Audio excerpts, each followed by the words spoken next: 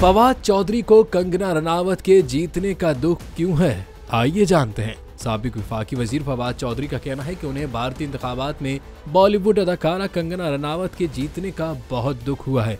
उन्होंने कहा कि वो अहल नहीं थी, उनका पहली बार था, शायद इसी वजह से लोगों ने उन्हें वोट दिए। उन्होंने कहा कि इस मर्तबा भी बीजेपी ने बॉलीवुड में टिकट बांटने की कोशिश की, लेकिन अक्सरियत ने उनका टिकट लेने से इनकार कर दिया। उन्होंने पेशगोई की कि मोदी की नई हुकूमत मुद्दत पूरी नहीं कर पाएगी, क्योंकि नरेंद्र मोदी का स्टाइल नहीं है कि वो कोalition में चल सकें। उनका कहना था कि ये हुकूमत वक्त से पहले खत्म हो जाएगी, जिसके बाद अगले इंतखाबात में राहुल गांधी के पास मौका होगा कि वो अपनी हुकूमत बना सकें।